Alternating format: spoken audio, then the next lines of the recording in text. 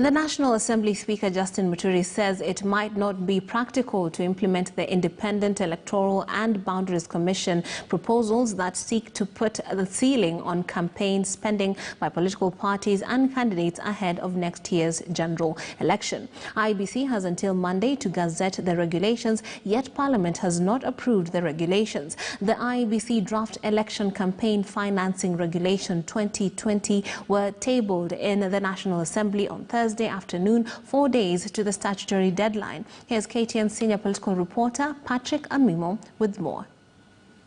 The Election Campaign Financing Act 2013 empowers IEBC to set limits for contributions and expenditures for candidates and political parties in a general election at least 12 months before the elections.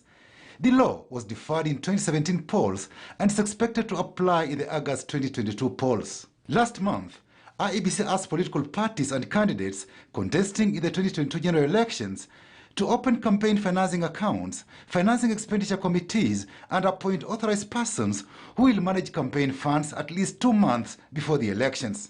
IEBC plans to monitor expenses and campaign financiers next year. The draft regulations have now been tabled in the National Assembly.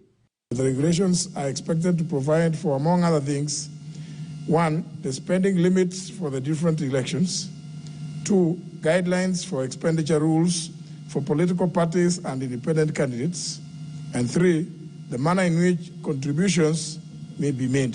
IEBC Chairman Wafula Chebukati says the Commission had submitted amendments to various election laws, including the one on campaign financing. Interestingly, only financing regulations have been tabled. Given the time at which these regulations have come before us as a House, and given the requirements of the House in terms of dealing with them, we are not definitely going to meet the timeline for these regulations to come into force for the purposes of next year's general elections. They have brought them to us today. In fact, was I to be minded otherwise, I would not have approved them even for tabling today. Somebody was suggesting that can the Parliament pass them before Monday 9th? I said, Parliament is also not a miracle worker.